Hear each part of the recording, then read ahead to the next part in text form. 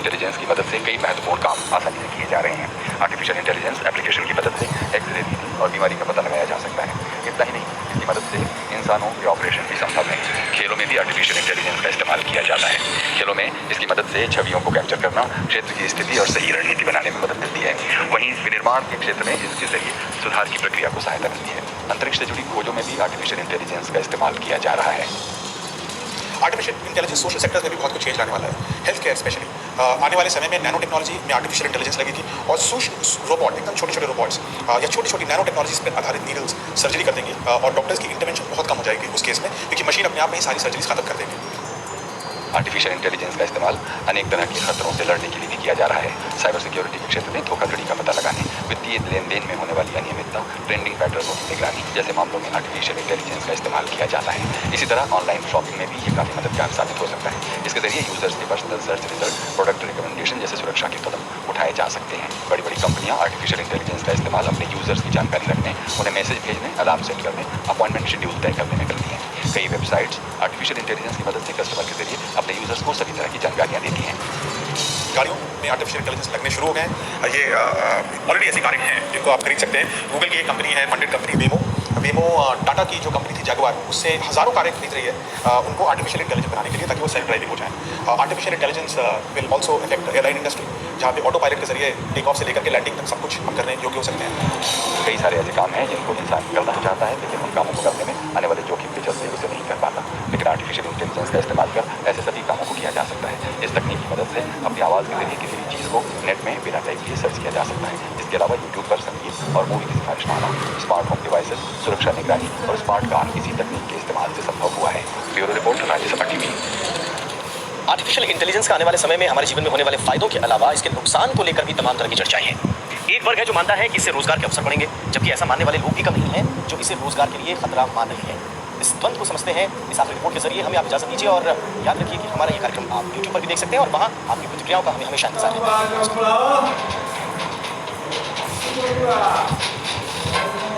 मिट्टी की खुदाई में इस्तेमाल होने वाली एक जेसीबी मशीन दिन भर में औसतन 250 मजदूरों जितना काम कर लेती है। इसी तरह आदर्श हालात में एक एटीएम या चेक कलेक्शन मशीन दिन भर में 2 से 3 बैंक क्लर्क्स जितना काम निपटा देती है। इनकी देखरेख पर जितना खर्च आता है वो एक औसत मजदूर जितना ही है। इस लिहाज से मशीन कई इंसानों के हिस्से का काम भी नहीं करती, बल्कि उनके लिए काम के अवसर घटा भी देती है। ऐसे में मशीन बनाम मानव की बहस फायदे नुकसान की जमाजोड़ पर आकर ठहर जाती है। अब इसका एक नेगेटिव इम्पैक्ट है कि रोजगार पे इसका नेगेटिव असर ऑलरेडी हमें दिखने लगा है। ऑटोमेशन, आर्टिफिशियल इंटेलिजेंस और रोबोटिक्स की वजह से बहुत सारे सेक्टर्स इफेक्ट हो रहे हैं, और ना सिर्फ ऐसे सेक्टर्स जिसमें इनको बोलते हैं ब्लू कॉलर लेबर, यानी कि जो लेबर फिजिकल लेबर वाले हैं, ना सिर्फ वो इफेक्ट हो रहे हैं, बल्कि इवन व्हाइट कॉलर लेबर जैसे जो आईटी सेक्टर में जो प्रोफेशनल काम करते हैं वो भी इफेक्ट होने शुरू हो चुके हैं ऑलरेडी। और पिछले साल से ही हम सुन रहे हैं कि बहुत सारी कंपनीज में जॉब कट्स हो रहे हैं आईटी सेक्टर से। आर्टिफिशियल इंटेलिजेंस को लेकर भी इसी तरह के डर जताए जा रहे हैं। कहा जा रहा है कि जब इंसान का सारा काम मशीन ही कर लेंगी तो इंसान क्या करेंगे। जवाब में जानकार कहते हैं कि इन मशीनों की देखरेख, इनकी मरम्मत, निर्माण और बिक्री का काम तो इंसान ही करेंगे, यानी ये मशीनें इंसान की भूमिका में बदलाव करेंगी। ऐसे में संकट उन लोगों पर है जो समय के हिसाब से बदल नहीं पाएंगे। यानी बाजार में टिकना है तो कुशलता और तकनीक से दोस्ती जरूरी है। जो इन बदलावों को नहीं समझ पाएंगे वो मशीन से मात खाकर बेरोजगार हो जाएंगे। एक आर्टिफिशियल इंटेलिजेंस को बनाने में ही इतने ह्यूमन रिसोर्सेज की ज़रूरत होगी कि हमें पिंच नहीं करेगा, कि बिकॉज जो इतने सारे लोग इन्वॉल्व होंगे उस चीज़ को बनाने के लिए, and when so many people are involve, तो एक आउटपुट जब निकल के आ रहा है ना, पीपल एंजॉय। सो एंड एक बार आप एआई सिस्टम बना लो, उसको मेंटेन करना पड़ता है, जैसे अपनी बॉडी को मेंटेन करना पड़ता है, तो उसको भी मेंटेन करने के लिए हमें लोग चाहिए होंगे, तो वो कहाँ से आएंगे। इंसानों का सामना अब खुद ब खुद फैसले लेने वाली और काम निपटाने वाली मशीनों से है। बिल गेट्स और एलन मस्क जैसे दिग्गज वर्षों पहले ही आर्टिफिशियल इंटेलिजेंस के खतरों से आगाह कर चुके हैं। हालांकि अभी दावा किया जा रहा है कि मशीनें मानव मस्तिष्क का मुकाबला नहीं कर सकती।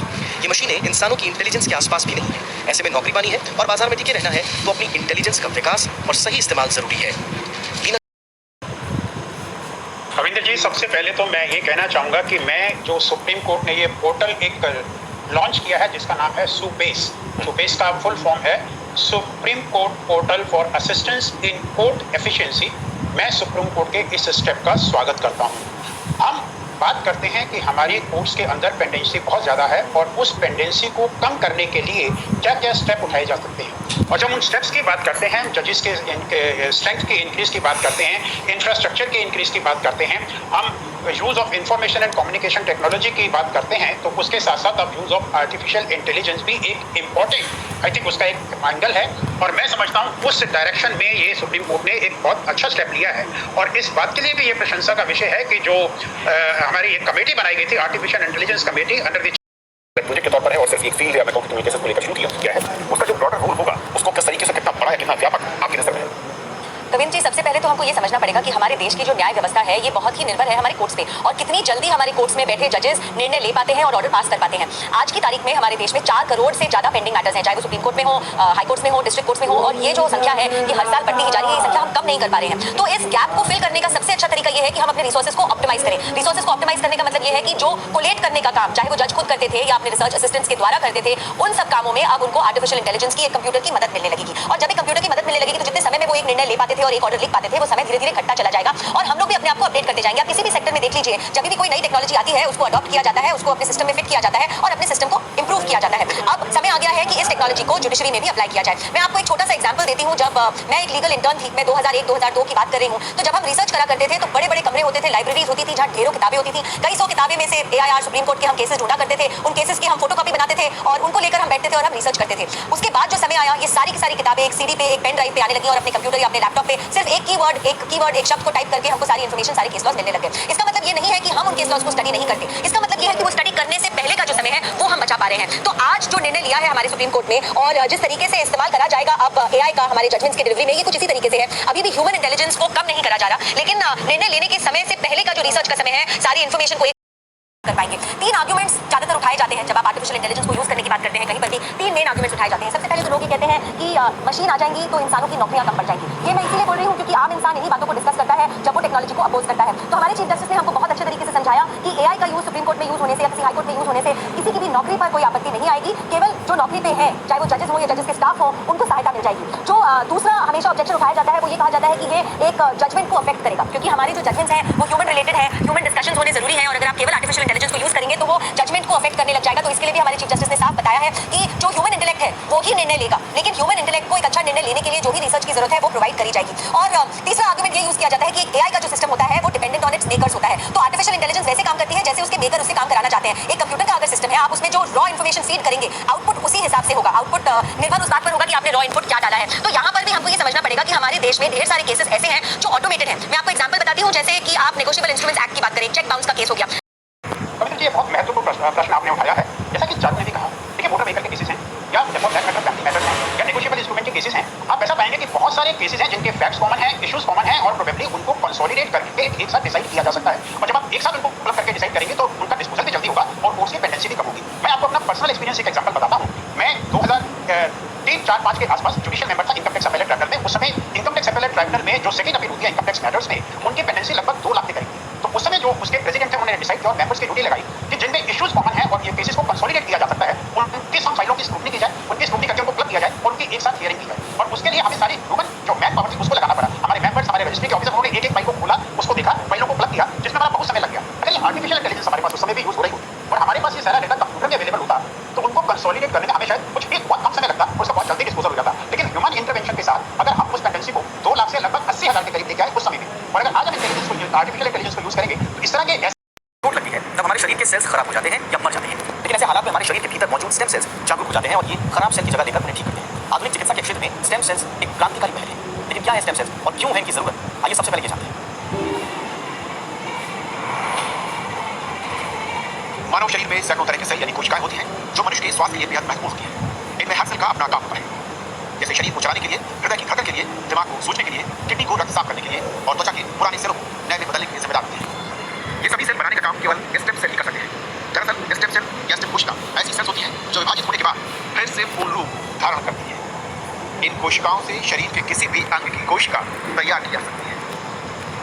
स्टेम सेल्स मुख्य तौर पर बोन मैरो यानी अस्थि मज्जा के अंदर पाई जाती है। इसके अलावा इन्हें रक्त से भी प्राप्त किया जा सकता है।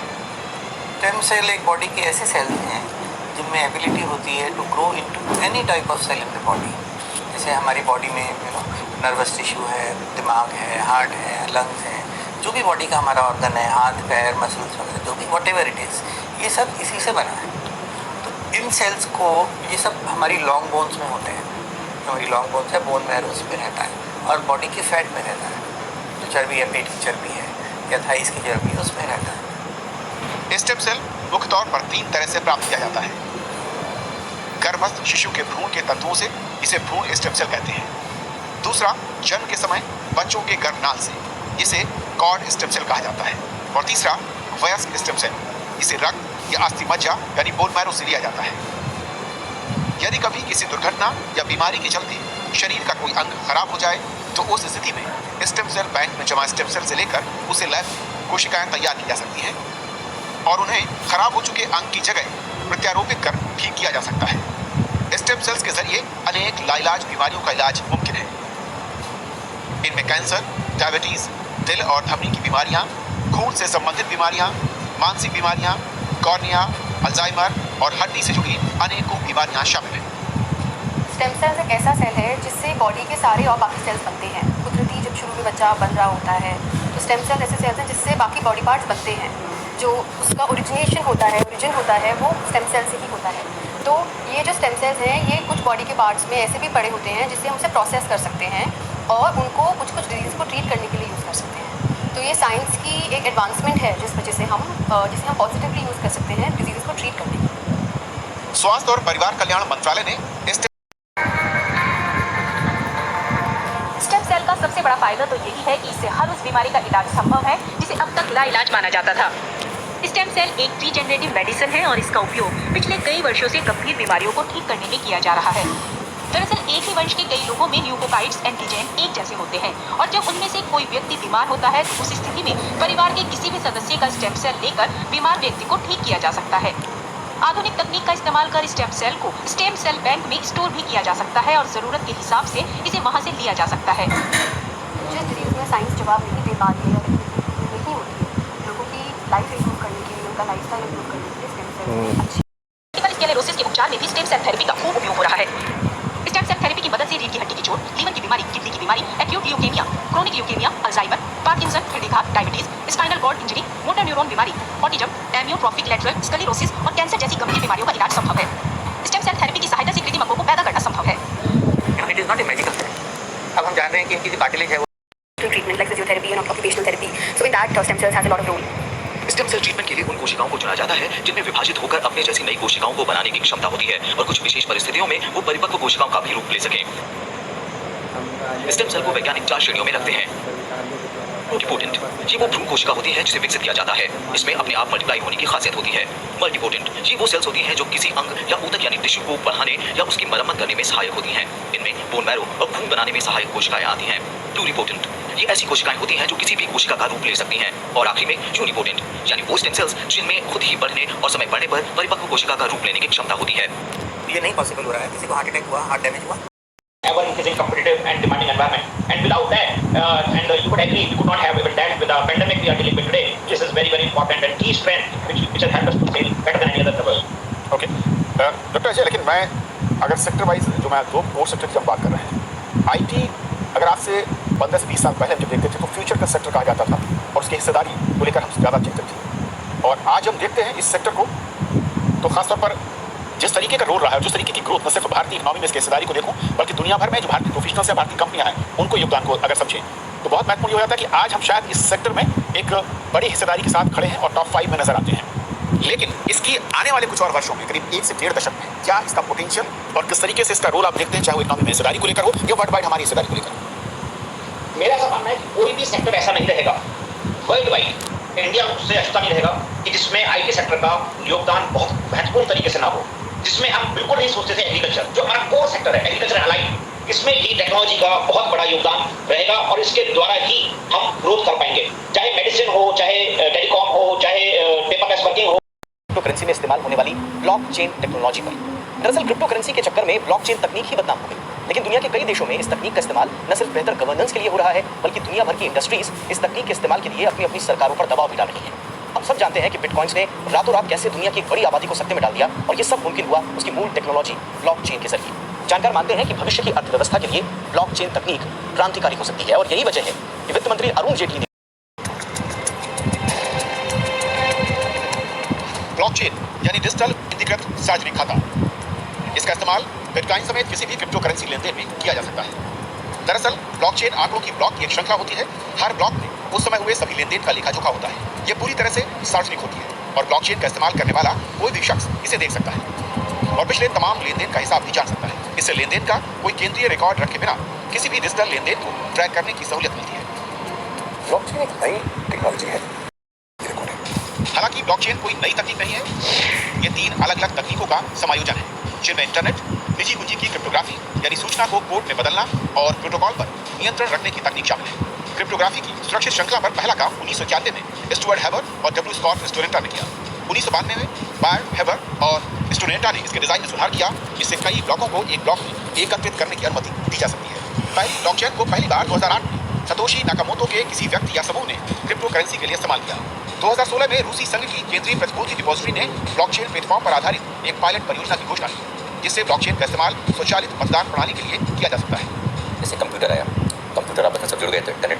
दरअसल इंटरनेट और डिजिटल तकनीक के इस्तेमाल ने लेन-देन और सूचनाओं के आदान प्रदान के तरीके बदल दिए हैं। इससे तमाम तरह के सवाल भी खड़े हुए हैं। डिजिटल भुगतान या सूचना का लेन-देन कब हुआ, कैसे हुआ, किसे हुआ भी या नहीं, हस्तांतरण की सुरक्षा, उसकी वैधता, ये सब कैसे पता किया जाए और कैसे जांचा जाए। ब्लॉकचेन इन सब सवालों का जवाब हो सकता है। ये ब्लॉक नाम के अभिलेखों की एक लगातार बढ़ती सूची है जो क्रिप्टोग्राफी के जरिए आपस में जुड़ी है। साइबर सिक्योरिटी को लेकर, बैंकिंग को लेकर, इंश्योरेंस अच्छा हम सब ब्लॉकचेन तमाम लेन-देन ब्लॉक का कड़ी दर कड़ी रिकॉर्ड है, जिसमें कई लोग एक साथ जानकारी के रिकॉर्ड में प्रविष्टियां लिख सकते हैं। सूचनाओं को यूजर्स का एक ग्रुप नियंत्रित कर सकता है, सूचना का रिकॉर्ड संशोधित कर सकता है या फिर बदल सकता है। ये तकरीबन विकिपीडिया प्रविष्टियों की तरह है, जो किसी एक प्रकाशक या किसी एक व्यक्ति की जानकारी पर आधारित है या किसी एक व्यक्ति के नियंत्रण में नहीं है। तमाम यूजर्स जिनके पास सूचना जोड़ने की अनुमति है, इसमें अपना योगदान कर सकते हैं। हालांकि केंद्रीय डेटाबेस पर विकिपीडिया का नियंत्रण रहता है। लीना शर्मा के साथ सागर मुर्तजा, राज्यसभा टीवी। यहाँ ये भी समझना, लेकिन ये काम कैसे करता है, आइए अब यही समझने की कोशिश करते हैं। आप जब कभी किसी दुकान पर जाते हैं तो दुकानदार को सामान के एवज में पैसा देते हैं, लेकिन यही खरीदारी जब आप ऑनलाइन करते हैं तो लेन देन यानी ट्रांजैक्शन के लिए आपको बिचौलिए प्लेटफॉर्म की जरूरत पड़ती है, जैसे कि पेटीएम वगैरह। इसी तरह जब आप किसी के खाते में पैसे भेजना चाहते हैं तो बीच में बैंक होता है। बैंक आपके खाते से पैसा लेकर दूसरे के खाते में ट्रांसफर करता है और लेन देन से जुड़ी जानकारियों का हिसाब या वही खाता मेंटेन करता है। ब्लॉकचेन दरअसल इसी तरह का एक वर्चुअल वही खाता है। अब ब्लॉकचेन से फायदा ये हुआ कि हर एक यूजर जो है डेटा बराबर ओन कर सकता है, इसलिए जो डेटा ट्रांसफर करने की जो समय निकल खत्म हो गया, क्योंकि पीयर टू पीयर हम लोग अपडेट हो जाते हैं एक साथ। तो ब्लॉकचेन ये नई टेक्नोलॉजी है जिसमें बहुत सारे प्रोडक्ट्स अब आने शुरू हो गए, इंक्लूडिंग फाइनेंशियल प्रोडक्ट्स। ब्लॉकचेन तकनीक में बैंक और बिचौलियों की भूमिका खत्म हो जाती है और पीयर टू पीयर यानी एक व्यक्ति से दूसरे व्यक्ति तक सीधे ट्रांजैक्शन हो जाता है। ब्लॉकचेन दरअसल एक डिस्ट्रीब्यूटेड लेजर या डेटाबेस है, जिसकी जानकारी लेन देन से जुड़े हर नोड या कंप्यूटर या इंसान तक होती है। आमतौर पर बही खाते या रजिस्टर में दर्ज जानकारियां सिर्फ बैंक के पास होती हैं, लेकिन ब्लॉकचेन तकनीक में लेन देन की हर जानकारी उससे जुड़े नोड्स या यूजर्स के पास होती है। लेकिन कोई भी लेन देन तभी मुमकिन होता है जब चेन से जुड़े लोग ऐसा करने की परमिशन दें। इस तरह की जानकारी सबके लिए सार्वजनिक होते हुए भी बेहद गोपनीय रहती है। आइए ब्लॉकचेन के कॉन्सेप्ट को ग्राफिक्स के जरिए समझते हैं। मान लीजिए कुछ लोगों का ग्रुप आपस में व्यापार करता है। इस ग्रुप में से राम नाम का व्यापारी श्याम नाम के व्यापारी को कुछ पैसे या क्रिप्टो करेंसी भेजना चाहता है। इसके लिए राम और श्याम नोट्स के जरिए जुड़ेंगे। राम श्याम को करेंसी का ट्रांसफर जैसे ही करेगा, वो ट्रांजैक्शन ब्लॉक में दर्ज हो जाएगा। ब्लॉक में दर्ज ये जानकारी व्यापार से जुड़े सभी लोगों तक पारदर्शी तरीके से पहुंच जाएगी। लेकिन मामला यहीं तक सीमित नहीं होगा। अब ये ट्रांजैक्शन सही है या नहीं, इसे चेक करने के लिए इसे वैलिडेट या मंजूर किया जाएगा। लेन देन का सत्यापित होने के बाद उसकी जानकारी हमेशा हमेशा के लिए ब्लॉक में दर्ज हो जाएगी और आखिर में ये ब्लॉक लेन देन से जुड़े दूसरे ब्लॉक्स के साथ जुड़ जाएगा और यही है ब्लॉकचेन। ब्लॉकचेन के जुड़ जाने से राम का भेजा पैसा आखिरकार श्याम को मिल जाएगा। ब्लॉकचेन ये कहते हैं कि जो जितने भी यूजर्स हैं, मान लीजिए 1000 यूजर हैं या 2000 यूजर हैं, जितने भी यूजर हैं, वो सब संपूर्ण डेटा को एक साथ ओन करते हैं और बराबर राइट्स के साथ। Bureau report, Rajya Sabha TV. Blockchain तकनीक केवल क्रिप्टो करेंसी तक ही सीमित नहीं है, बल्कि इसके जरिए वित्तीय प्रणाली, शिक्षा, स्वास्थ्य, रियल एस्टेट जैसे तमाम क्षेत्रों को बेहतर बनाया जा सकता है। आइए देख लेते हैं ब्लॉकचेन तकनीक का इस्तेमाल कहां कहां किया जा सकता है और कैसे कैसे किया जा सकता है।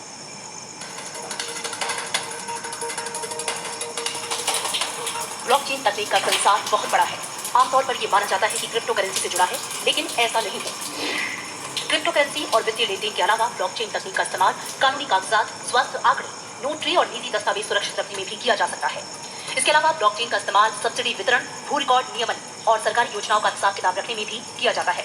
इस तकनीक का उपयोग क्लाउडेड स्टोरेज, डिजिटल पहचान, स्मार्ट कॉन्ट्रैक्ट और डिजिटल मतदान में भी किया जा सकता है। आज सबसे ज़्यादा तो बिटकॉइन में इस्तेमाल हो रही जो आधार बन चुकी है इस क्रिप्टो करेंसीज का। नई नई प्रकार की उभरती जो साइबर करेंसीज हैं, क्रिप्टो करेंसीज जैसे आसान बना दिया है। दुनिया में कई जगह वाणिज्य संपत्तियों को किराए पर देने के लिए प्रॉपर्टी डीलर्स का इस्तेमाल कर रही है।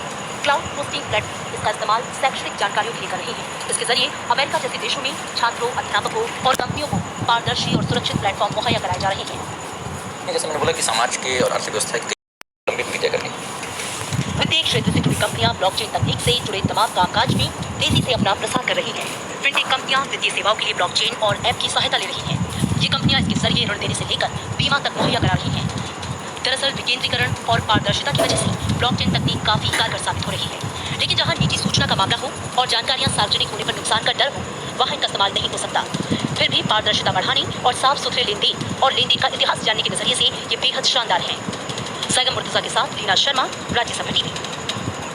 अब सवाल ये उठता है, दूसरी क्रिप्टो करेंसी पर सरकार का नजरिया साफ है। सरकार ऐसी किसी भी करेंसी या भुगतान के तरीके को मान्यता नहीं देती सरकारी नियंत्रण या नियमन से बाहर है। ऐसे में ब्लॉकचेन तकनीक की कानूनी वैधता पर सवाल पूछना लाजमी है। हालांकि सरकार ने माना है कि इस तकनीक के इस्तेमाल को जायज कामों में बढ़ावा दिया जा सकता है। वित्त मंत्री ने कहा है कि सरकार ब्लॉकचेन तकनीक का अध्ययन करने के लिए एक समिति का गठन करेगी। देखिए, जो आरबीआई ने अपना जो व्हाइट पेपर जारी किया है उसमें बोला है कि अगर हम इस टेक्नोलॉजी का अतिरिक्त शुल्क, धनराशि गायब होने की शिकायतें भी बढ़ी हैं।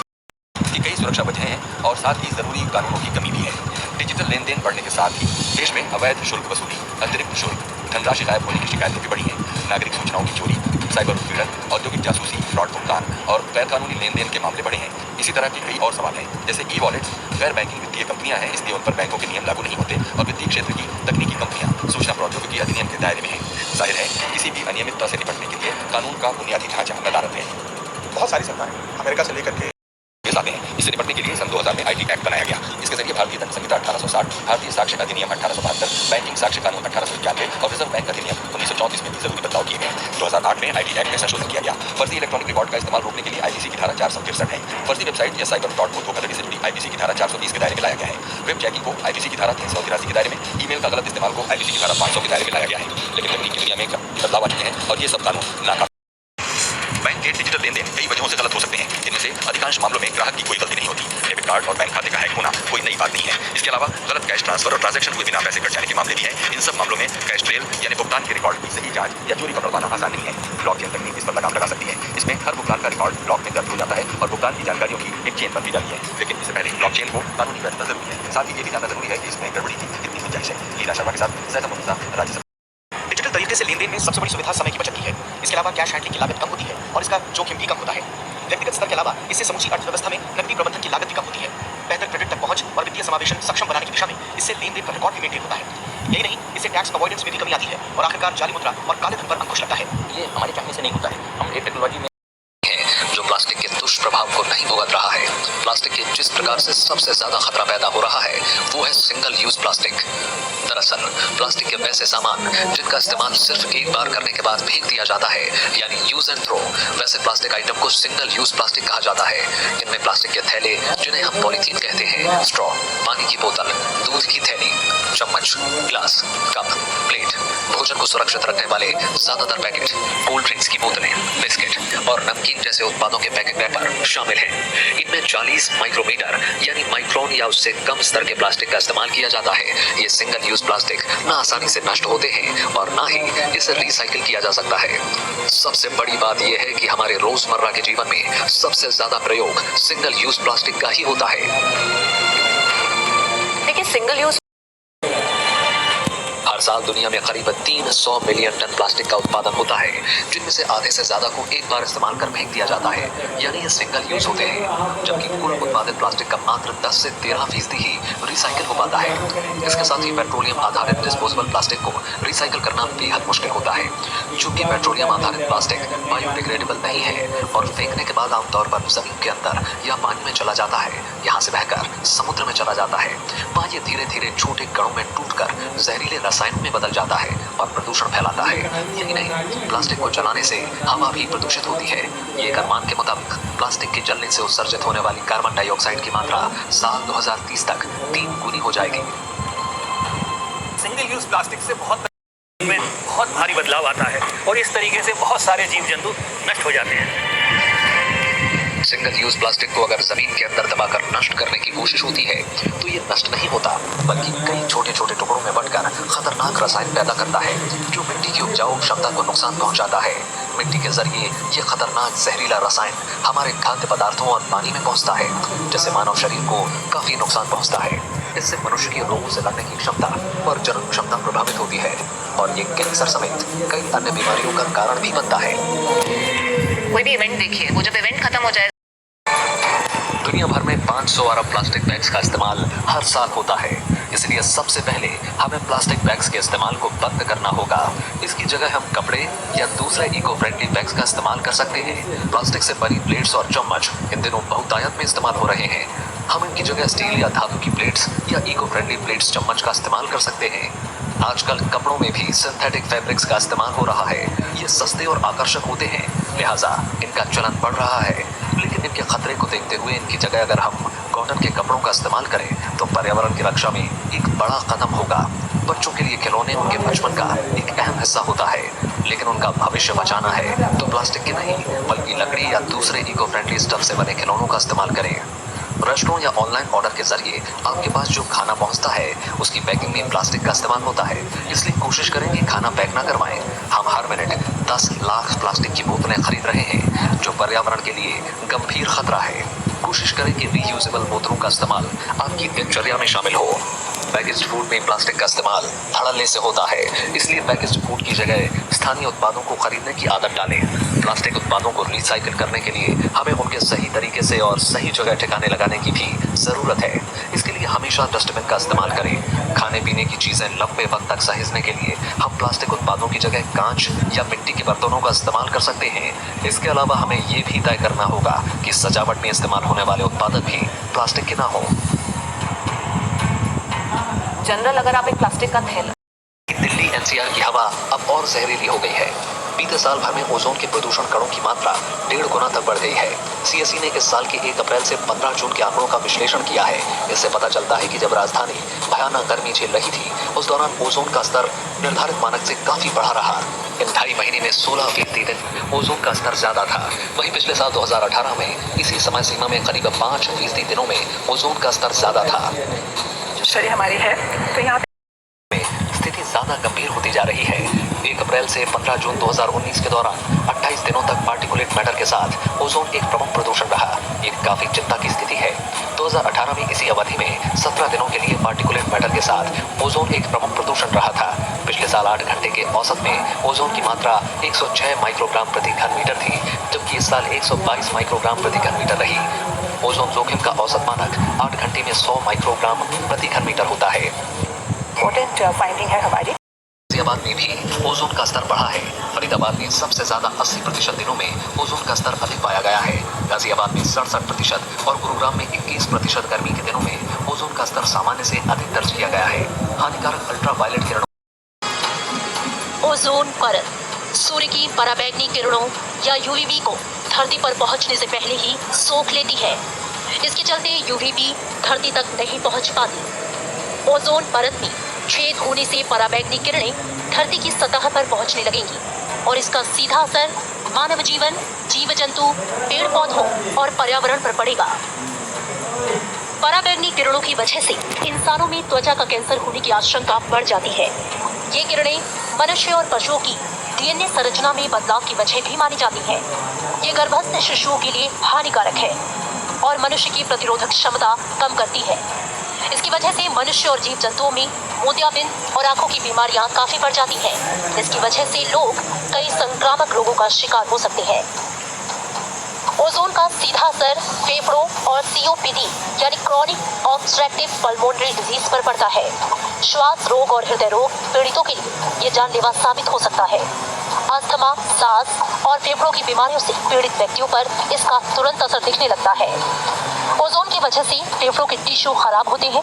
इसकी वजह से छाती में दर्द, कफ, सिर दर्द, छाती में जकड़न आदि की समस्या हो सकती है। इसके अलावा दिल की बीमारी, ब्रोंकाइटिस जैसी बीमारियों के लिए ये बेहद खतरनाक है। अगर ये आपके रेस्पिरेटरी ट्रैक्ट डिसीजेस बढ़ जाती हैं।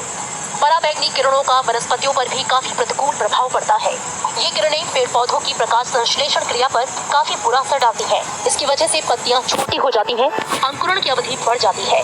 इसके अलावा ये मक्का, चावल, सोयाबीन, मटर, गेहूं जैसी फसलों से होने वाली अनाज के उत्पादन की मात्रा भी घटा देती है।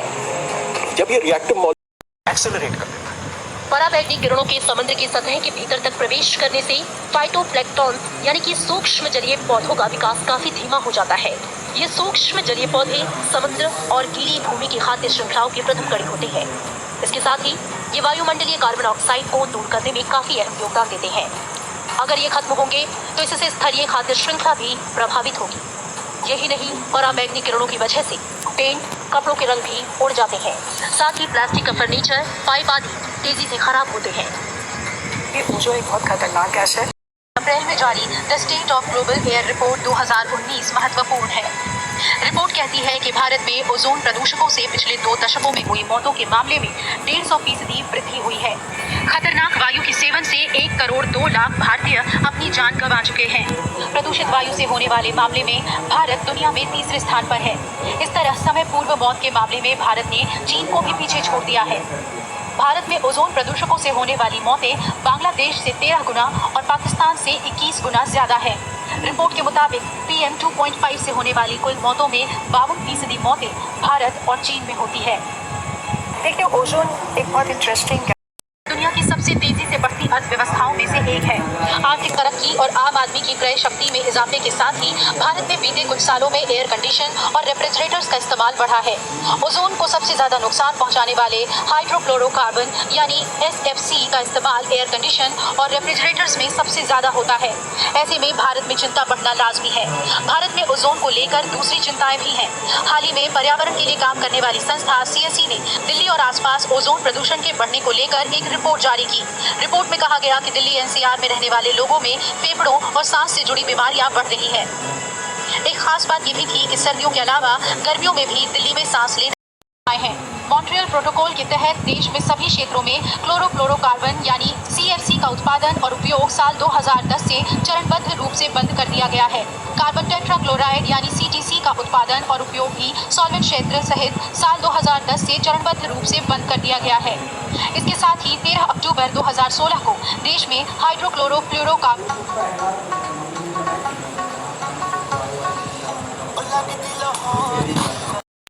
तमाम चिंताओं के मद्देनजर भारत ने कुछ अहम कदम उठाए हैं। मॉन्ट्रियल प्रोटोकॉल के तहत देश में सभी क्षेत्रों में क्लोरोफ्लोरोकार्बन यानी CFC का उत्पादन और उपयोग साल 2010 से चरणबद्ध रूप से बंद कर दिया गया है। कार्बन टेट्राक्लोराइड यानी CTC का उत्पादन और उपयोग भी सॉल्वेंट क्षेत्र सहित साल 2010 से चरणबद्ध रूप से बंद कर दिया गया है। इसके साथ ही 13 अक्टूबर 2016 को देश में हाइड्रोक्लोरोफ्लोरोकार्बन बनाने वाले सभी मैन्युफैक्चरर्स को ये आदेश जारी किए गए हैं कि वो वातावरण में HCFC ना छोड़ें। इसके अलावा भारत सरकार ने हाल ही में नेशनल कूलिंग एक्शन प्लान विकसित करने की भी घोषणा की। इसके जरिए रेफ्रिजरेंट ट्रांजिशन और ऊर्जा दक्षता में सुधार किया जाएगा। कुछ स्टडीज हुई है दिल्ली भारत में, जहाँ पे सैटेलाइट की जो ओजोन एक निष्क्रिय वायुमंडलीय गैस जिसे ऑक्सीजन का ही एक प्रकार कहते हैं। विज्ञान की भाषा में इसे ऐसे समझ सकते हैं कि ऑक्सीजन के 2 परमाणुओं से जुड़ने से ऑक्सीजन गैस यानी O2 गैस बनती है, जबकि ऑक्सीजन के 3 परमाणुओं के जुड़ने से ओजोन यानी O3 का एक अणु बनता है। ओजोन का रंग हल्का नीला होता है और इसमें तेज गंध आती है, जबकि ऑक्सीजन गंध विहीन गैस है। ओजोन परत की खोज सन 1913 में फ्रेंच भौतिक शास्त्री चार्ल्स फेब्री और हेनरी बुशन ने की थी। इन वैज्ञानिकों ने जब सूर्य से आने वाले प्रकाश का स्पेक्ट्रम देखा तो उन्होंने पाया कि उसमें कुछ काले रंग के क्षेत्र थे और 310 nm से कम वेवलेंथ का कोई भी रेडिएशन सूर्य से पृथ्वी तक नहीं आ रहा था। स्पेक्ट्रम का ये हिस्सा अल्ट्रावायलेट हिस्सा कहलाता है। वैज्ञानिकों ने इससे ये निष्कर्ष निकाला कि कोई न कोई तत्व अवश्य पराबैंगनी किरणों को सोख रहा है, जिससे कि स्पेक्ट्रम में काला क्षेत्र बन रहा है और अल्ट्रावायलेट हिस्से में कोई भी विकिरण दिखाई नहीं दे रहे हैं। देखिए, ओजोन कहीं एक बहुत ही स्ट्रॉन्ग रिएक्टिव गैस है। दरअसल सूरज के विकिरण की वजह से ऑक्सीजन के अणु टूटते हैं। ऑक्सीजन की ये नवजात टूटे हुए अणु दूसरे अणु के साथ मिलकर ओजोन का निर्माण करते हैं। ये ओजोन ऊपरी वायुमंडल में फैल जाती है और पृथ्वी के चारों तरफ एक परत बनाती है। ये पतली और पारदर्शी परत पृथ्वी का रक्षा कवच मानी जाती है। ये सूर्य से आने वाली पराबैंगनी किरणों में से करीब 95% को अपने में सोख लेती है। पृथ्वी के ऊपर चारों तरफ 800 किलोमीटर मोटा वायुमंडल है। ये पृथ्वी के गुरुत्वाकर्षण बल की वजह से धरती से चिपका रहता है। इस वायुमंडल में कई परतें हैं। इन्हें शोभ मंडल, समताप मंडल, ओजोन मंडल, आयन मंडल और बहिर्मंडल के नाम से जाना जाता है। शोभ मंडल की औसत मोटाई 14 किलोमीटर है। समताप मंडल की ऊंचाई शोभ मंडल के ऊपर 30 किलोमीटर तक मानी जाती है। इसके ऊपर ओजोन मंडल का विस्तार 30 से 60 किलोमीटर की ऊंचाई तक है। इस परत में ओजोन गैस सबसे ज्यादा पाई जाती है। वायुमंडल के ऊपरी हिस्से में ओजोन गैस की वायुमंडल के इस हिस्से के कुल उपलब्ध ओजोन का 90% हिस्सा मौजूद है। ओजोन गैस का कुछ हिस्सा वायुमंडल की निचली परत में भी पाया जाता है। वायुमंडल की ऊपरी परत यानी समताप मंडल में मौजूद ओजोन गैस पृथ्वी को हानिकारक पराबैंगनी विकिरण से बचाने का काम करती है। हालांकि निचले हिस्से यानी क्षोभ मंडल में ओजोन गैस की मौजूदगी एक हानिकारक प्रदूषक है जो हम लोगों के रेफ्रिजरेटर और एसी में इस्तेमाल होने वाले क्लोरोफ्लोरोकार्बन गैस ओजोन के लिए बेहद खतरनाक हैं। इस गैस में मौजूद क्लोरीन अणु ओजोन को नुकसान पहुंचाते हैं। अणु वायुमंडल में जाकर क्लोरीन ओजोन के अणुओं के साथ क्रिया करती है और क्लोरीन मोनोक्साइड बनाती है। क्लोरीन के अलावा CFC 112 या फ्रेयान CFC 112A, ट्राइक्लोरोइथेन और मोनोक्लोरोफ्लोइथेन को भी ओजोन परत के लिए बेहद हानिकारक माना गया है। वैज्ञानिकों का कहना है कि ये तमाम गैस पृथ्वी के सुरक्षा कवच को तेजी से नष्ट कर रहे हैं। प्रदूषण से ज्यादा लोग बीमार हुए हैं। देश में प्रत्येक 8 मौतों में से 1 मौत वायु प्रदूषण की वजह से हुई है। साल 2017 में करीब 12.4 लाख लोगों की मौत के पीछे वायु प्रदूषण वजह थी।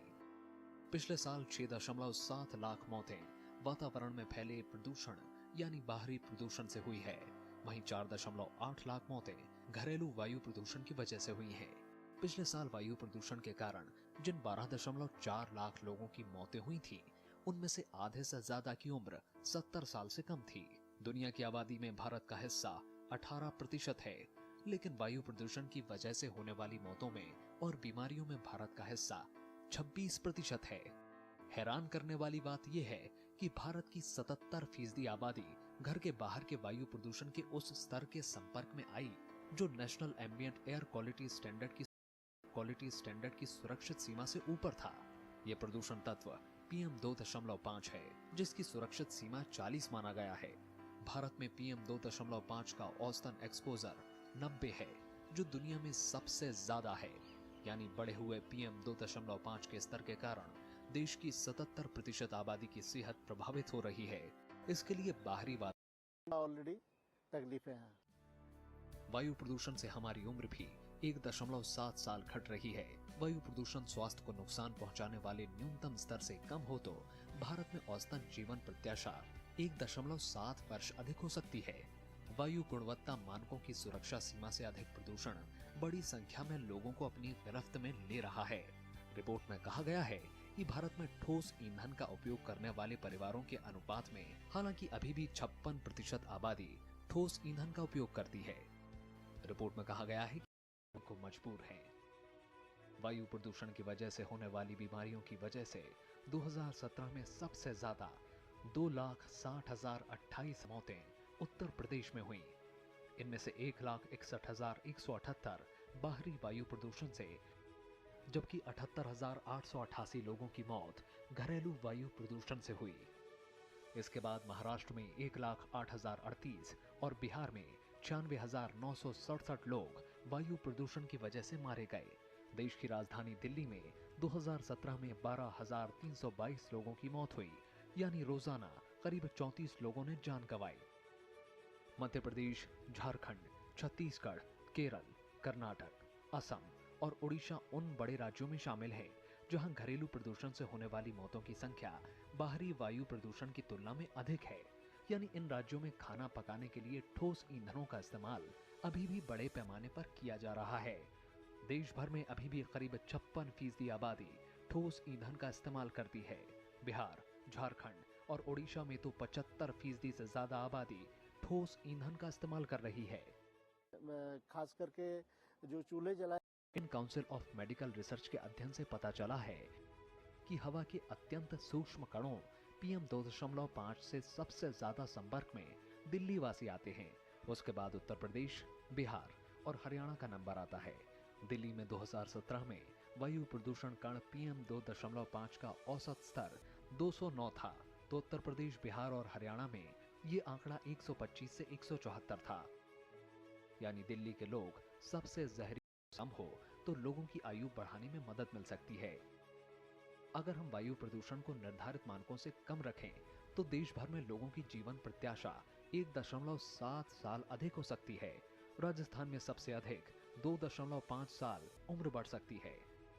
उत्तर प्रदेश में 2.2 वर्ष, हरियाणा में 2.1 वर्ष, जम्मू कश्मीर में 2 साल, बिहार में 1.9 वर्ष, झारखंड में 1.6 वर्ष और उत्तराखंड में जीवन प्रत्याशा में 1.9 वर्ष की बढ़ोतरी हो सकती है। प्रदूषण स्तर कम होने के कारण जीवन प्रत्याशा में सुधार होने की दर भी विभिन्न राज्यों में को बिगाड़ दिया है। Indian council for medical research की रिपोर्ट के मुताबिक मोटर गाड़ियों का इस्तेमाल, तेजी से चल रहा कंस्ट्रक्शन, थर्मल बिजली उत्सर्जन, डीजल जनरेटर और मैनुअल सड़क धूल वायु प्रदूषण के बढ़ने की मुख्य वजह हैं। इनके अलावा हमारे वायुमंडल में कई गैसें ऐसी होती हैं, अगर इनकी मात्रा में जरा भी परिवर्तन हो जाए तो वायुमंडल प्रदूषित हो जाता है। इनमें carbon dioxide, carbon monoxide, nitrogen oxide, hydrocarbon वायुमंडल को प्रदूषित करने में सबसे ज्यादा जिम्मेदार हैं। आज मानवीय गतिविधियों के चलते इन अब केवल सांस संबंधी बीमारियों के लिए ही वायु प्रदूषण जिम्मेदार नहीं है, बल्कि फेफड़ों की बीमारियों, फेफड़ों का कैंसर, निमोनिया, सांस लेने में तकलीफ, हृदय संबंधी बीमारी, ब्रेन स्ट्रोक, दिल का रोग, दमा और मधुमेह जैसी बीमारियों के लिए भी प्रदूषण कारण बन चुका है। निमोनिया, सांस लेने में तकलीफ, हृदय संबंधी बीमारी, ब्रेन स्ट्रोक, दिल का रोग, दमा और मधुमेह जैसी बीमारियों के लिए भी प्रदूषण कारण बन चुका है। रिपोर्ट के मुताबिक लोअर रेस्पिरेटरी इन्फेक्शन तंबाकू से ज्यादा वायु प्रदूषण से हो रहा है। प्रति 1 लाख लोगों में 49 लोगों को फेफड़ों के कैंसर की वजह वायु प्रदूषण है, तो 62 लोगों में इसकी वजह तंबाकू है। विशेषज्ञों के मुताबिक वायु प्रदूषण के कारण सबसे अधिक मौतें फेफड़ों से संबंधित बीमारियों से होती हैं। इनमें कैंसर से 14 और फेफड़ों से संबंधित दूसरी अक्टूबर से आपात कार्य योजना लागू कर दी है। आपात योजना के तहत वायु प्रदूषण की रोकथाम पिछले साल के मुकाबले इस साल पंजाब में 75% पराली कम जलाई गई है, वहीं हरियाणा में 40% कम। मुझे इस बात का संतोष है कि अभी तक गुड और शनिवार को यह आंकड़ा AQI 300 था। हालांकि पर्यावरण, वन और जल बीच की अवधि में 2018 में 157 दिन ऐसे थे जब दिल्ली में वायु की गुणवत्ता अच्छी, संतोषजनक और मॉडरेट थी। बीच की अवधि में 2016 में 167 दिन था। हालांकि सरकारी एजेंसियों के लिए सबसे बड़ी चुनौती ठंड बढ़ने के साथ शुरू होगी।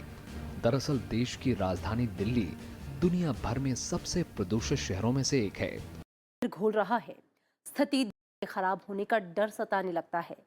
आइए जानते हैं कि वायु प्रदूषण है क्या, ये कितना खतरनाक है और इसका हमारे जीवन पर कितना भयानक असर होता है। जहरीली होती आबो हवा घोट रही है। वायु प्रदूषण अपने चरम पर है। वायु प्रदूषण यानी हवा में ऐसी अवांछित गैसों और धूल के कणों की उपस्थिति जो लोगों और प्रकृति दोनों के लिए खतरे का सबब बन गई है। दूसरे शब्दों में कहें तो प्रदूषण यानी स्वस्थ जीवन जीने के लिए जरूरी हवा का दूषित या गंदा होना। वायु के प्रदूषित होने के लिए वो तमाम कारक जिम्मेदार हैं जो हमारे आसपास मौजूद हैं। वायु प्रदूषण के लिए सबसे बड़ा कारण वाहनों से निकलने वाला धुआं है। कंस्ट्रक्शन साइट्स भी वायु की गुणवत्ता को खराब करने के लिए जिम्मेदार हैं। इसके अलावा औद्योगिक इकाइयों से निकलने वाला धुआं और रसायन, आणविक संयंत्रों से निकलने वाली गैसें और धूल के कण भी प्रदूषण में अहम कारक हैं। जंगलों में पेड़ पौधों के जलने से, कोयले के जलने से और तेल शोधन कारखानों और उद्योग कारखानों से निकलने वाला धुआं भी प्रदूषण फैलाता है। प्रदूषण का सबसे बड़ा गैसों की उपस्थिति से मनुष्य, पशुओं और पक्षियों को गंभीर समस्याओं का सामना करना पड़ रहा है। इसमें दमा, सर्दी खांसी, सांस लेने में दिक्कत, अंधापन, सुनने की शक्ति कमजोर होना, त्वचा रोग जैसी बीमारियां पैदा होती हैं। वायु प्रदूषण के कारण त्वचा के कैंसर के खतरे भी बढ़ जाते हैं। लंबे समय तक वायु प्रदूषण के जद में रहने से जेनेटिक समस्याएं भी पैदा हो जाती हैं, जो बेहद घातक साबित होती हैं। सर्दियों के मौसम में हवा में धुएं और मिट्टी के कण मिल जाते हैं। स्मॉग के कारण आंखों में जलन होती है, गले में खराश और सांस लेने में दिक्कत होने लगती है।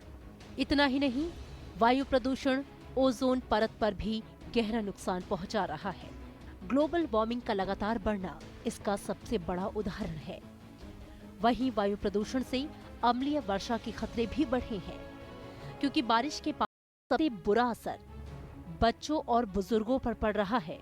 बच्चों की बात करें तो देश में 5 साल से कम उम्र के 4 करोड़ 70 लाख बच्चे ऐसे इलाकों में रहते हैं जहां हवा में पार्टिकुलेट मैटर 10 का स्तर केंद्रीय प्रदूषण नियंत्रण बोर्ड के तय मानक से अधिक है। इसमें 1 करोड़ 70 लाख बच्चे मानक से 2 गुने PM 10 स्तर वाले इलाकों में रहते हैं। सबसे ज्यादा बच्चे उत्तर प्रदेश, राजस्थान, बिहार, महाराष्ट्र और दिल्ली में वायु प्रदूषण से प्रभावित हैं। भारत की 47% से ज्यादा की आबादी उन इलाकों में रह रही है जहां वायु की गुणवत्ता बेहद खराब है।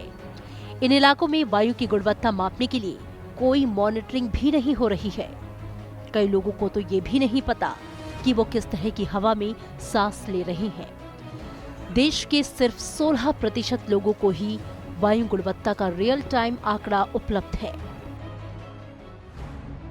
बीमार कर देती है और धीरे धीरे आदमी मौत के करीब चला जाता है। हालात ये है कि हर 8 में से 1 मौत प्रदूषण से हो रही है।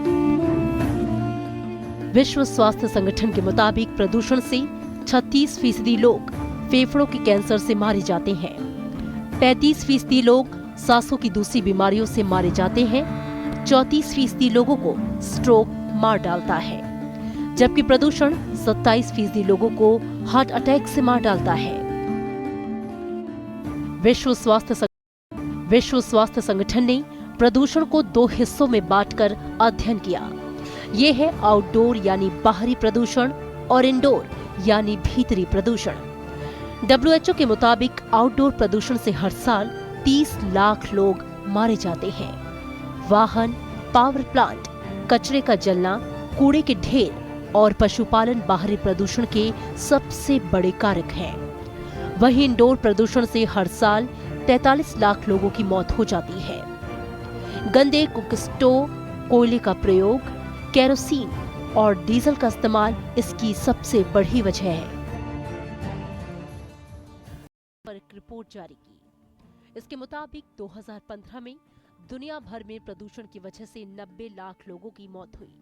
इनमें से सिर्फ दक्षिण पूर्व एशिया में ही प्रदूषण की वजह से 32 लाख लोगों को अपनी जान गंवानी पड़ी।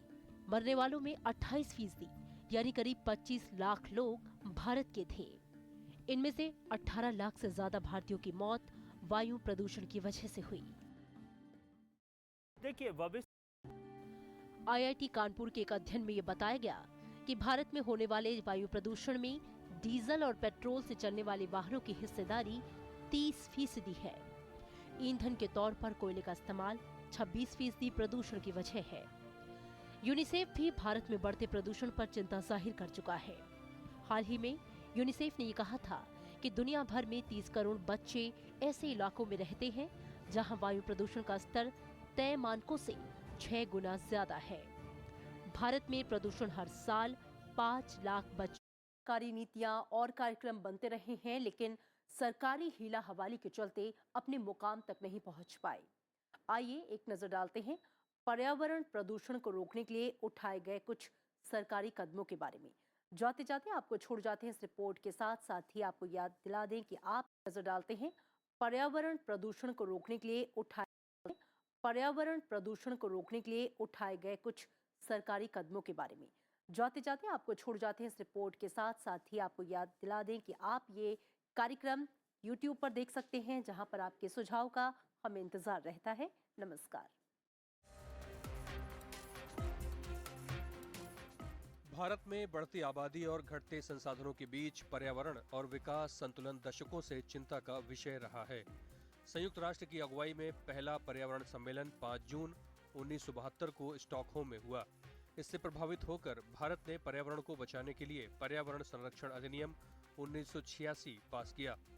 प्राकृतिक संसाधनों के संरक्षण के लिए कदम उठाना, प्राकृतिक संसाधनों के संरक्षण में वायु की गुणवत्ता बढ़ाना और वायु प्रदूषण का नियंत्रण करना इस अधिनियम का हिस्सा था। पर्यावरण संरक्षण पर बना यह कानून पूरे देश में 19 नवंबर 1986 से लागू हो गया। 1987 में इस अधिनियम में ध्वनि प्रदूषण को भी शामिल किया गया। इस कानून को लागू करने का अधिकार केंद्रीय प्रदूषण नियंत्रण बोर्ड को दिया गया। भारत सरकार ने जून 1992 को पर्यावरण वाहिनी योजना लागू की। योजना का मकसद लोगों को पर्यावरण को बचाने के लिए जागरूक करना है। 18 दिसंबर 2006 को वन अधिकार अधिनियम पारित किया गया, जो वन संबंधी नियमों का एक महत्वपूर्ण दस्तावेज है। यह कानून जंगलों में रह रहे लोगों के भूमि तथा प्राकृतिक संसाधनों पर अधिकार से जुड़ा हुआ है, जिसमें वन संरक्षण के साथ जंगलों में रहने वाले लोगों के अधिकारों के बारे में नियम है। वायु प्रदूषण निवारण एवं नियंत्रण अधिनियम 1981, factories act 1948, industries development and regulation अधिनियम 1951, इंसेक्टिसाइड्स एक्ट 1968, राष्ट्रीय जल नीति 2002, राष्ट्रीय पर्यावरण नीति 2004 जैसे कई बड़े कदम सरकार ने उठाए, लेकिन इन कानूनों को लागू करने देश के सर्वाधिक 10 प्रदूषित शहरों में वायु प्रदूषण से निपटने के लिए 15 सूत्रीय कार्य योजना का प्रस्ताव पेश किया था।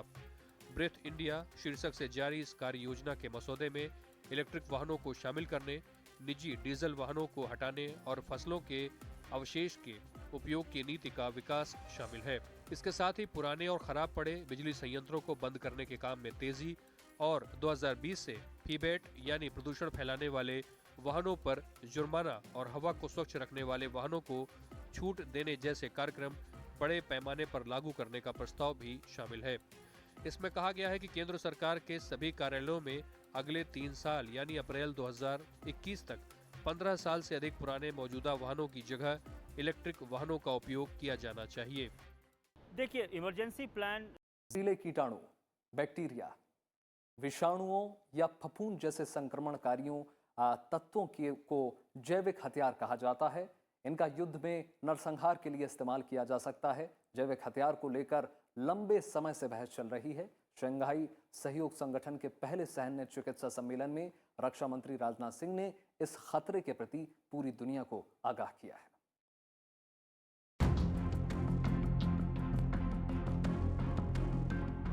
रखते हैं, इससे चिकित्सा और स्वास्थ्य सेवाओं पर भारी असर पड़ता है। दरअसल जैविक हथियार का मतलब वैसे घातक और जानलेवा बैक्टीरिया, वायरस और विषैली फफूंदों से निकलने वाला विष है जो हवा, पानी और खाने के साथ व्यक्ति के शरीर के अंदर पहुंचकर कई प्रकार की गंभीर बीमारियों का रूप ले लेते हैं। इसके चलते बड़े पैमाने पर नरसंहार होता है। जीन इंजीनियरिंग का उपयोग कर इन विषाणुओं को विकसित किया जाता है और इनका इस्तेमाल परमाणु अस्त्र की तरह किया जाता है।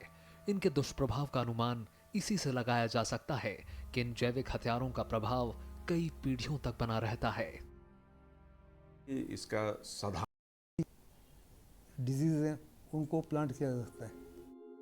अगर जैविक हथियारों के प्रकार की बात करें तो ये कई तरह के होते हैं जो बेहद खतरनाक होते हैं। एंथ्रेक्स फैलाने वाला बैसिलस एंथ्रेक्स नामक बैक्टीरिया जो जैविक हथियार के रूप में आसानी से इस्तेमाल किया जा सकता है। हालांकि ये बैक्टीरिया मुख्य रूप से जानवरों में फैलता है, लेकिन जीवाणु खाने पीने से लेकर सांस और त्वचा से होकर मानव शरीर में पहुंचकर खून में फैल जाता है। इसके प्रभाव से तेज बुखार और थकान के साथ ही न्यूमोनिया जैसी जानलेवा बीमारियां हो सकती हैं। 2001 में वर्ल्ड ट्रेड सेंटर पर हमले के बाद आतंकवादियों ने इस बैक्टीरिया के स्पोर्स पाउडर के रूप में पोस्ट द्वारा फैलाने का प्रयास किया, जिससे अमेरिका में लोग काफी आतंकित हो गए थे। इसी तरह प्लेग जैसी महामारी येसिनस पेस्टिस जीवाणु से फैलता है। ये बुबोनिक प्लेग फैलाता है। इसकी इंक्यूबेशन अवधि 2 से 10 दिन और बीमारी की अवधि 1 से 2 दिन तक होती है। इसमें तेज बुखार के साथ रक्त संचरण रुक जाता है और रोगी की मौत हो जाती है। प्लेग चूहों से फैलता है। देखिए, जिसका है कि आपको जैसे प्लेग हो, हर तरह की बातें हो सकती हैं। वहीं ब्रूसेलोसिस ब्रूसेला स्विस जीवाणु से फैलता है। इसमें बुखार और ठंड के साथ सिर दर्द, भूख का न लगना, मानसिक अवसाद के साथ ही दिल धड़कना बंद हो जाता है और पीड़ित व्यक्ति की मौत हो जाती है। अगर इसका इस्तेमाल जैविक हथियार के तौर पर किया जाता है तो बड़ी संख्या में लोगों की मौत हो सकती है।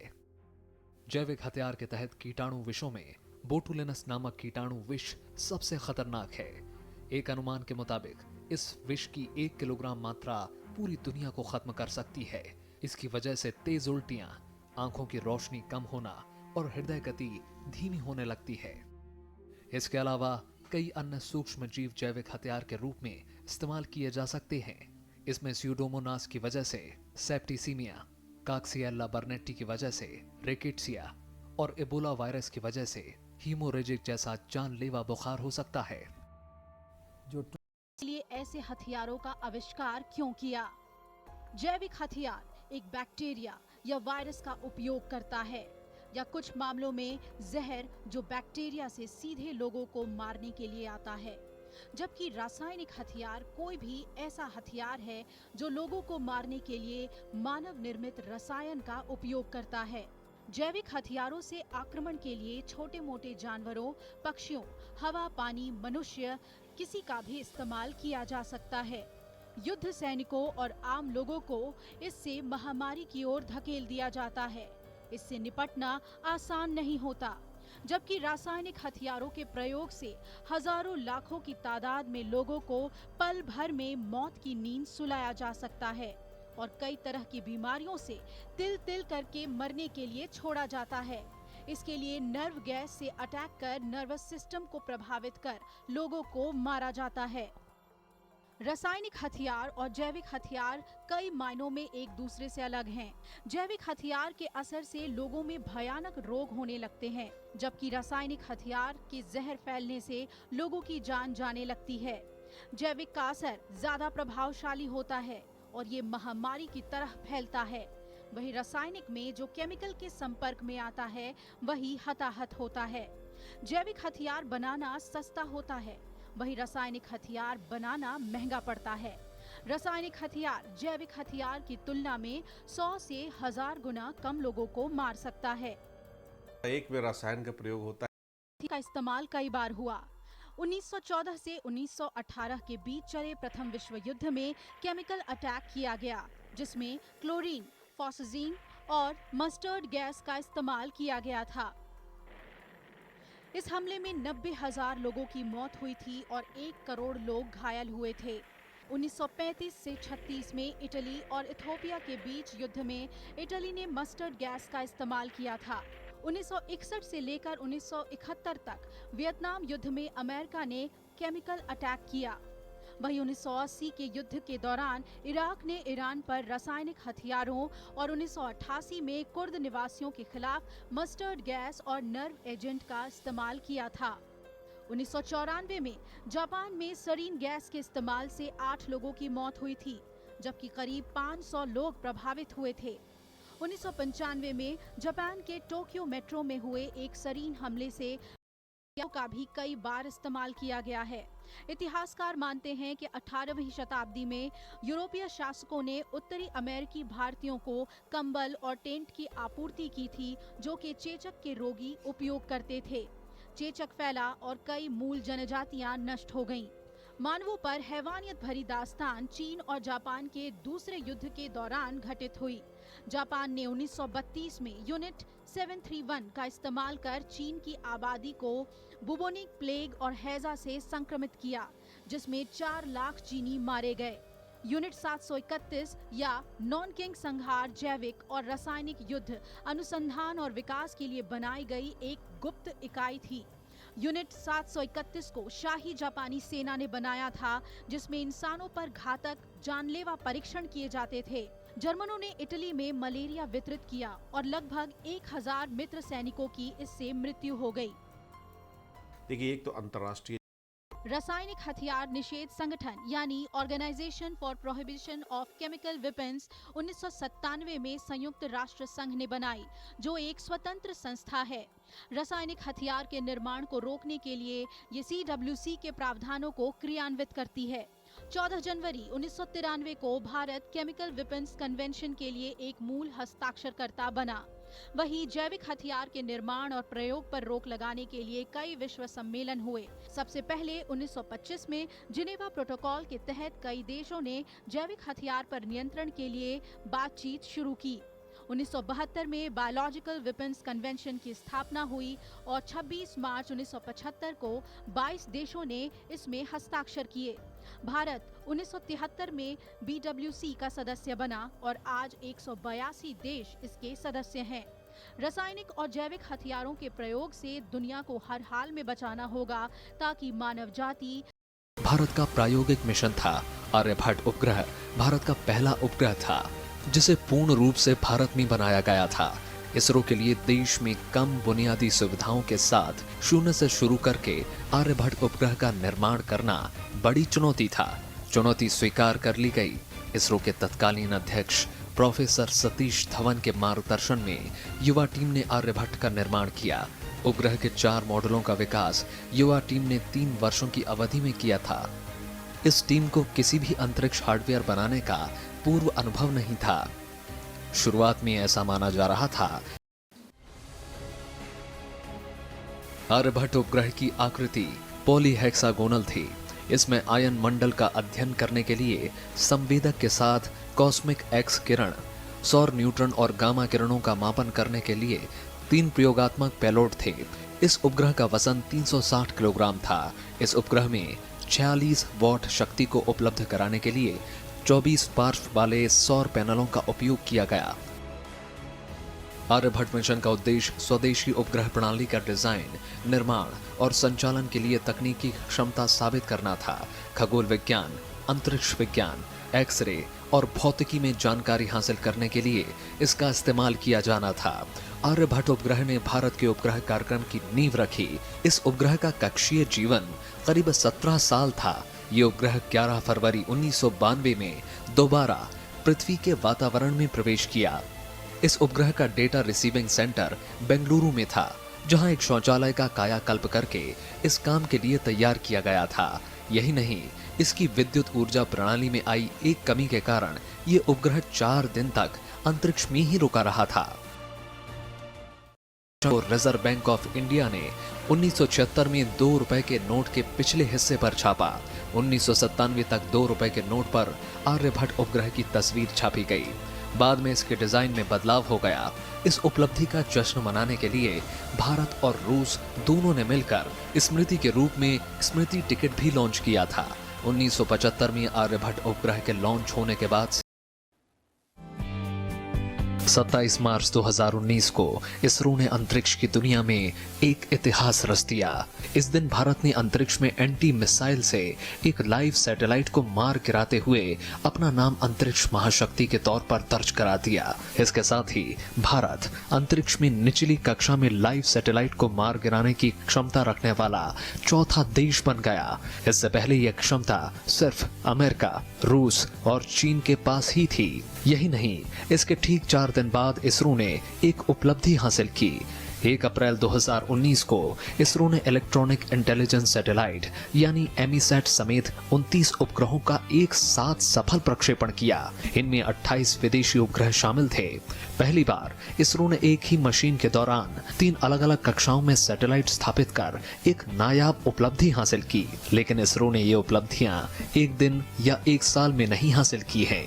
ये भारतीय अंतरिक्ष जैसे प्रयोगात्मक उपग्रह कार्यक्रम चलाए गए। अंतरिक्ष में 19 अप्रैल 1975 के दिन भारत का पहला बड़ा कदम पड़ा। इस दिन इसरो ने देश का पहला उपग्रह आर्यभट्ट लॉन्च किया। इस प्रायोगिक उपग्रह का वजन 360 किलोग्राम था। आर्यभट्ट को यह नाम प्राचीन भारत के जाने माने खगोलविद से मिला। 10 अगस्त 1979 को उपग्रह प्रक्षेपण यान SLV-3 लॉन्चर का प्रयोगात्मक तौर पर परीक्षण किया गया। 18 जुलाई 1980 को इसरो ने भारत के पहले स्वदेशी प्रक्षेपण यान SLV-3 से रोहिणी RS-1 सैटेलाइट को लॉन्च किया।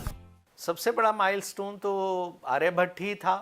दूरसंचार उपग्रह इनसैट का विकास इसरो का अगला पड़ाव था।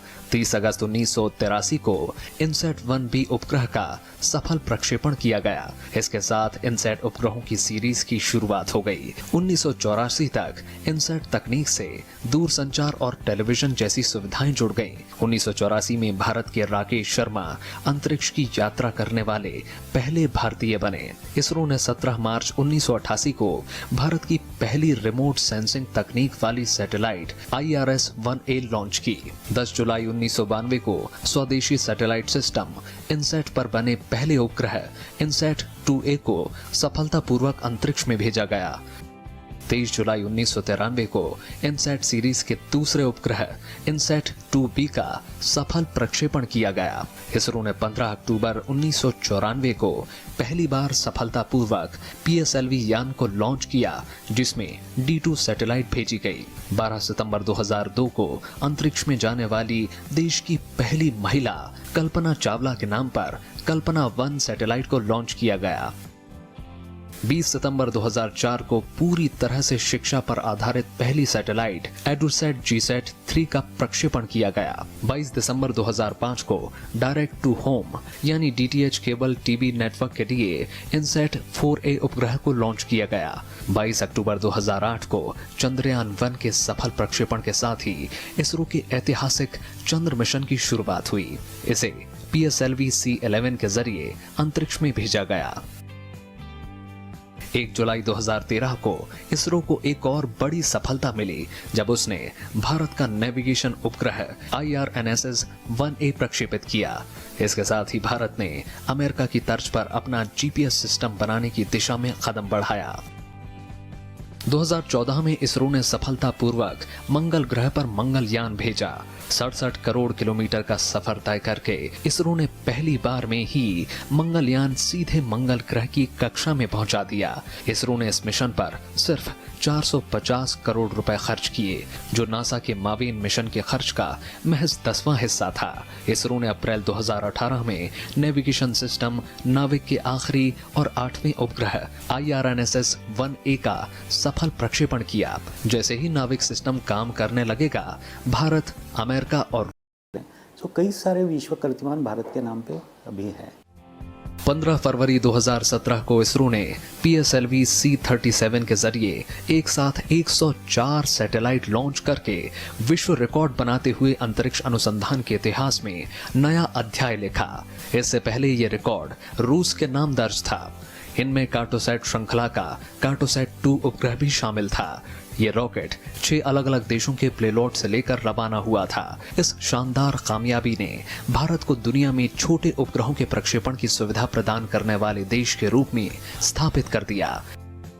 5 जून 2017 को इसरो ने भारत का सबसे भारी रॉकेट GSLV Mk3 लॉन्च किया। ये रॉकेट अपने साथ 3136 किलो वजन का कम्युनिकेशन सैटेलाइट GSAT-19 लेकर गया। इससे पहले 2300 किलो से ज्यादा वजन वाले उपग्रहों के प्रक्षेपण के लिए विदेशी प्रक्षेपकों पर निर्भर रहना पड़ता था। इसके साथ ही भारत ने अंतरिक्ष टेक्नोलॉजी के क्षेत्र में दुनिया के गिने चुने अग्रणी देशों की जमात में अपनी जगह बनाई।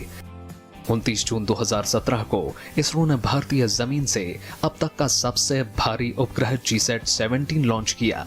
इसका वजन 3477 किलो था। 12 जनवरी 2018 को इसरो ने 31 सैटेलाइट को सफलतापूर्वक एक साथ लॉन्च किया। इसमें भारत के 3 और 6 अन्य देशों के 28 कर सकता है। चंद्रयान 2 पूरी तरह से स्वदेशी अंतरिक्ष यान है, जिसमें एक ऑर्बिटर, एक लैंडर और एक रोवर होगा। लैंडर चंद्रमा की सतह पर एक खास स्थान पर उतरेगा और वहां एक रोवर तैनात करेगा। 6 पहियों वाला रोवर धरती से मिलने वाले दिशा निर्देशों के अनुरूप अर्ध स्वायत्त तरीके से चंद्रमा की सतह पर लैंडर के उतरने के स्थान के इर्द गिर्द घूमेगा। रोवर में लगे उपकरण चंद्रमा की सतह का अध्ययन करेंगे और उससे जुड़ी जानकारी वापस भेजेंगे। चंद्रयान 2 मिशन के दौरान चंद्रमा की सतह में मौजूद तत्वों का अध्ययन करके ये पता लगाएगा कि उसके चट्टान और मिट्टी किन तत्वों से बनी है। इसके साथ ही पृथ्वी के उपग्रह पर खनिज, पानी और हाइड्रोक्सिल के निशान ढूंढने के अलावा चंद्रमा की सतह की त्रियामी तस्वीरें लेना भी मिशन का उद्देश्य होगा। इसरो का सबसे महत्वपूर्ण मिशन आने काफ़ी सारे रीडिंग्स लेगा। तो ये एक बहुत महत्वपूर्ण मिशन होगा भारत के लिए। चंद्रयान 2 का प्रक्षेपण GSLV मार्क 2 की जगह GSLV मार्क 3 से होगा। इस दिशा में इसरो ने एक और महत्वपूर्ण पड़ाव पार कर लिया है। चंद्रयान 2 का प्रक्षेपण जिस भारी रॉकेट यानी GSLV मार्क 3 से किया जाएगा, उसमें इस्तेमाल किए जाने वाले क्रायोजेनिक इंजन का सफल परीक्षण पूरा हो गया है। परीक्षण के दौरान क्रायोजेनिक इंजन की सभी प्रणालियों और उप प्रणालियों ने सामान्य ढंग से कार्य किया।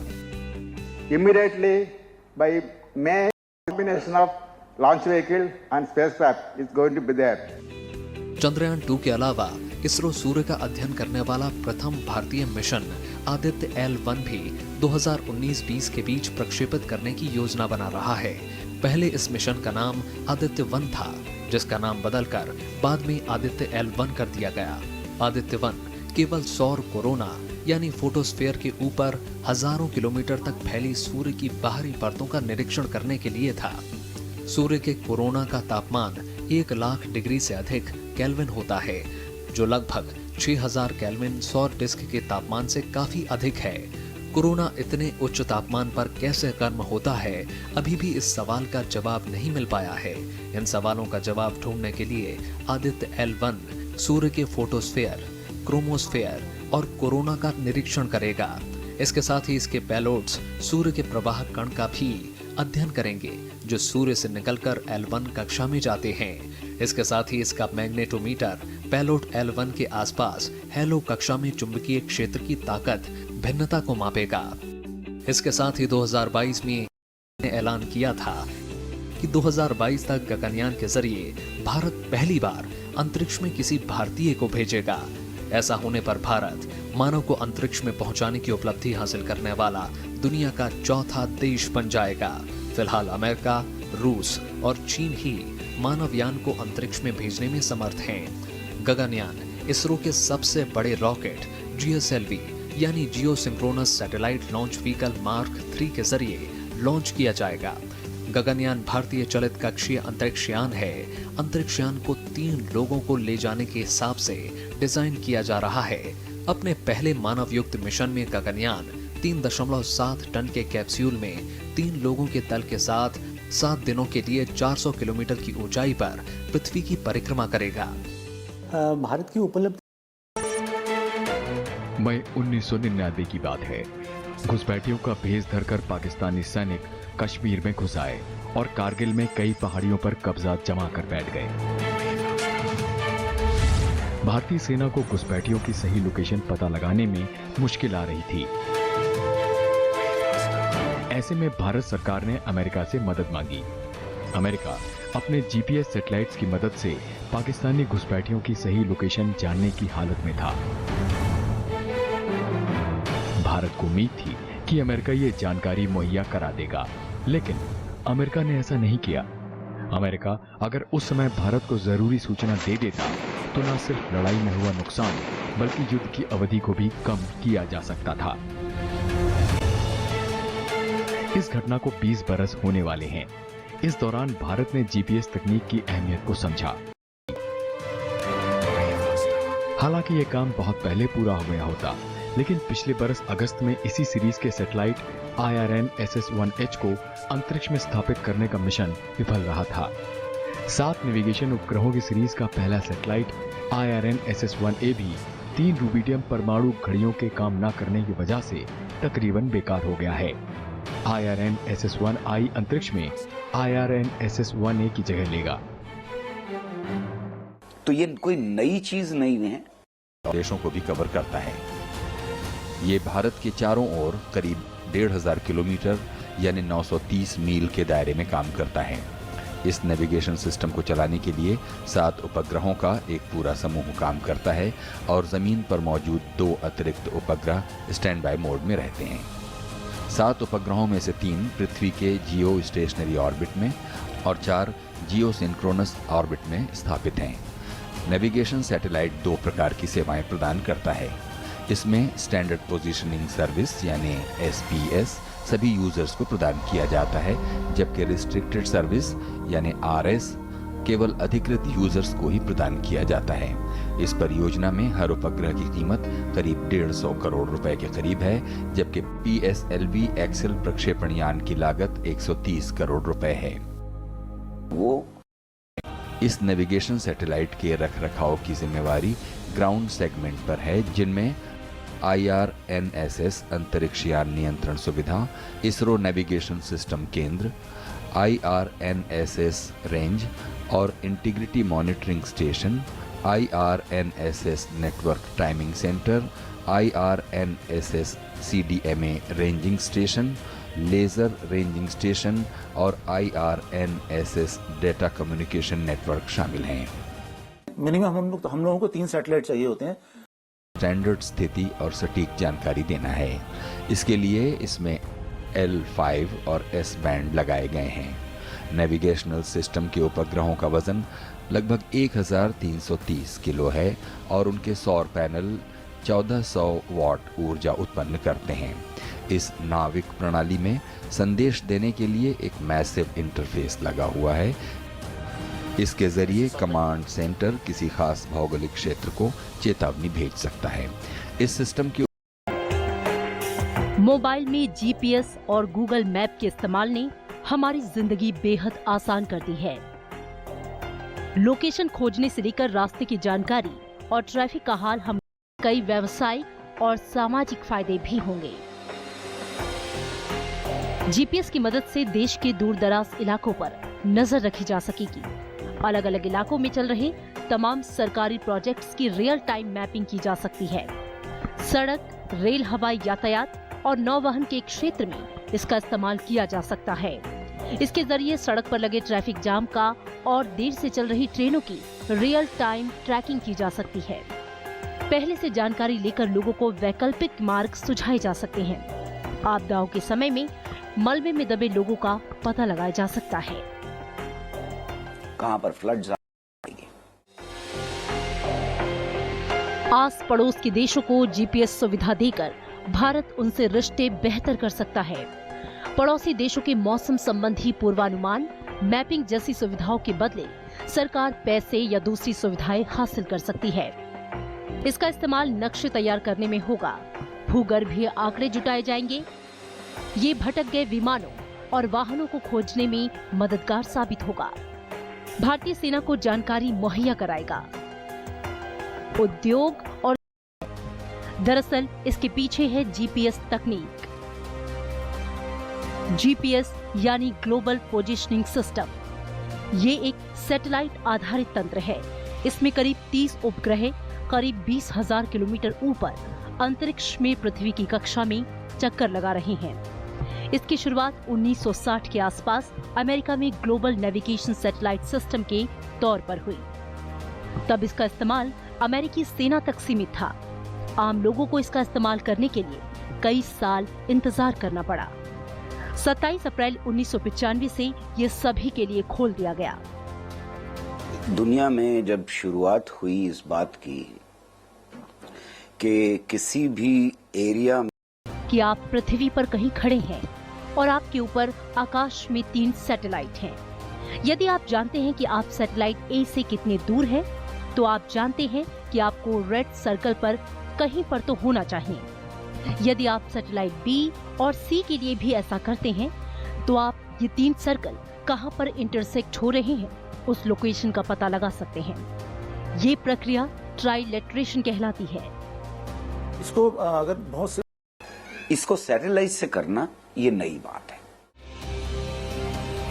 3 सैटेलाइट एक साथ रिसीवर को जो लोकेशन देते हैं वो 2D में होती है। लोकेशन लॉन्गिट्यूड यानी कि देशांतर और लैटिट्यूड यानी अक्षांश में दर्शाई जाती है। ये 10 से 100 मीटर की रेंज में सही होती है। हालांकि पोजीशन पता करने के लिए कम से कम 4 सैटेलाइट का सहारा लेना पड़ता है। इसमें तीसरा डायमेंशन भी मिल जाता है, यानी ऊंचाई। सैटेलाइट GPS ट्रैकर के जरिए जानकारी है। IRNSS 1A को 1 जुलाई 2013 को PSLV C-22 से प्रक्षेपित किया, जबकि दूसरा नेविगेशनल सैटेलाइट IRNSS 1B 4 अप्रैल 2014 को PSLV C-24 से लॉन्च किया गया। तीसरा उपग्रह IRNSS 1C 16 अक्टूबर 2014 को प्रक्षेपित किया गया। इसे PSLV C-26 ने प्रक्षेपित किया। IRNSS 1D को 28 मार्च 2015 को प्रक्षेपित किया गया। इसे PSLV XLC 27 यान से लॉन्च किया गया। इस श्रेणी का 5वां उपग्रह IRNSS 1E 20 जनवरी 2016 को PSLV C-31 प्रक्षेपण यान से प्रक्षेपित किया गया। वहीं IRNSS 1F उपग्रह का प्रक्षेपण 10 मार्च 2016 को किया गया। इसे PSLV C-32 से लॉन्च किया गया।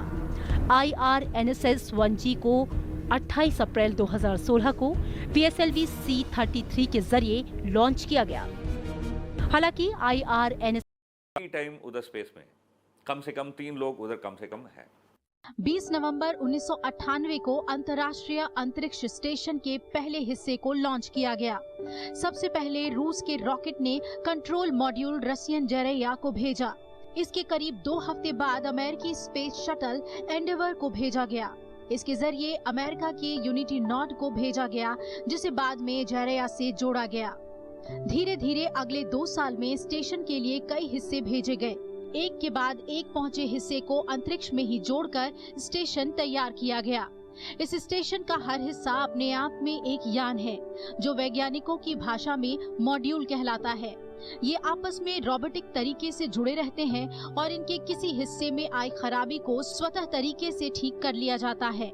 2 साल की मेहनत के बाद स्टेशन उस रूप में तैयार हो सका जिसमें अंतरिक्ष यात्री रह सकें।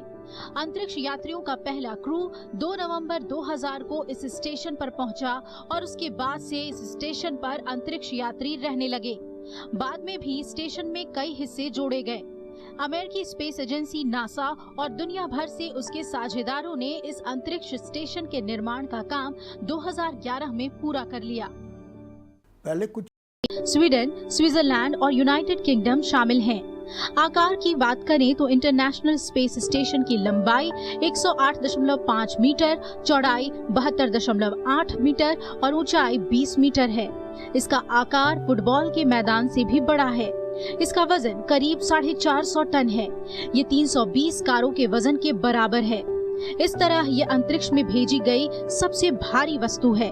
स्पेस स्टेशन में 5 बेडरूम वाले घर या 2 बोइंग 747 जेटलाइनर इतनी जगह है। इसमें एक साथ 6 लोगों का क्रू आगंतुकों के साथ रह सकता है। एक चीज है, आप ये स्पेस स्टेशन 24 घंटे पृथ्वी की परिक्रमा करते रहता है। ये करीब 250 मील की औसत ऊंचाई पर पृथ्वी की कक्षा में चक्कर लगाता है। ये स्टेशन 1750 मील प्रति घंटे की गति से परिक्रमा करता है। इसका मतलब है कि ये हर 90 मिनट में पृथ्वी का एक चक्कर लगा लेता है। यानी ये विशाल अंतरिक्ष यान एक दिन में पृथ्वी की 16 बार परिक्रमा करता है।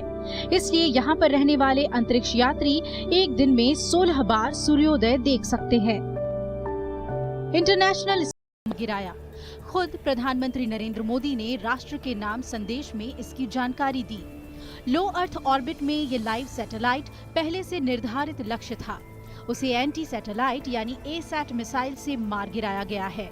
ये ऑपरेशन सिर्फ 3 मिनट में सफलतापूर्वक पूरा किया गया है। भारत के लिए ये उपलब्धि बेहद खास है। भारत अंतरिक्ष में निचली कक्षा में लाइव सैटेलाइट को मार गिराने की क्षमता रखने वाला चौथा देश बन गया है। अब तक ये क्षमता सिर्फ अमेरिका, रूस और चीन के पास थी। स्थिर टारगेट